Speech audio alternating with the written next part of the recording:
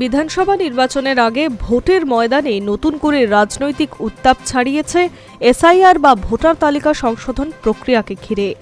আগামী 28শে ফেব্রুয়ারি প্রকাশিত হতে চলেছে চূড়ান্ত ভোটার তালিকা, আর তার আগেই রাজ্য রাজনীতিতে শুরু হয়েছে তীব্র বিতর্ক ও উদ্বেগ।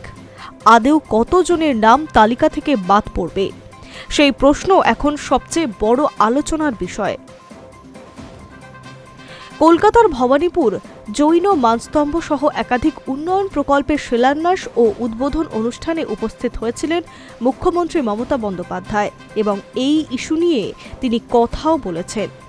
মুখ্যমন্ত্রীর দাবি, ভোটার তালিকা সংশোধনের নামে বিপুল সংখ্যক বৈধ ভোটারের নাম বাদ যাওয়ার আশঙ্কা তৈরি হয়েছে।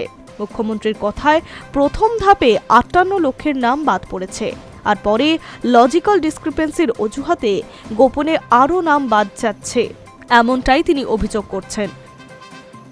মুখ্যমন্ত্রীর আশঙ্কা, মৃত ভোটারের সংখ্যা ধরলে মোট মিলিয়ে প্রায় 1,20,00,000 মানুষের নাম ভোটার তালিকা থেকে বাদ যেতে পারে, যা গণতান্ত্রিক প্রক্রিয়ার জন্য অন্যতম উদ্বেগজনক বলেই মনে করছেন তিনি।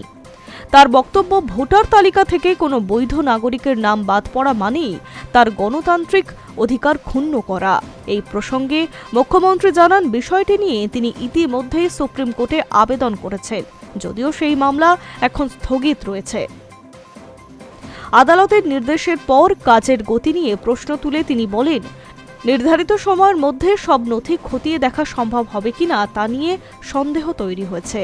ভবানীপুর অনুষ্ঠান মঞ্চ থেকেই আবেগঘন বার্তা দেন মুখ্যমন্ত্রী। তিনি স্পষ্ট জানান, তার কাছে রাজনৈতিক পরিচয় গুরুত্বপূর্ণ নয়।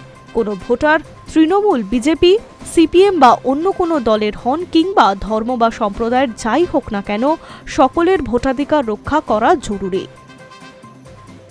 তার কথায়, গণতন্ত্র বাঁচাতে হলে প্রত্যেক নাগরিকের অধিকার নিশ্চিত করতে হবে। অন্যদিকে নির্বাচন কমিশনের নির্দেশ অনুযায়ী বর্তমানে এসআইআর এর নথি খতিয়ে দেখার কাজ করছে বিচার বিভাগীয় আধিকারিকেরা। তবে নির্ধারিত সময়ের মধ্যেই পুরোপুরি প্রক্রিয়া সম্পন্ন হবে কিনা তা নিয়ে তৈরি হয়েছে ধোঁয়াশা।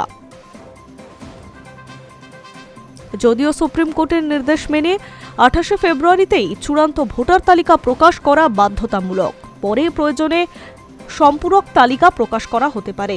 সব মিলিয়ে ভোটের আগে বাংলার রাজনীতিতে এসআইআর এখন অন্যতম বড় ইস্যু। চূড়ান্ত তালিকা প্রকাশের দিনই পরিষ্কার হবে কারা থাকছেন ভোটার হিসেবে আর কারা বাদ পড়ছেন। Hi news network.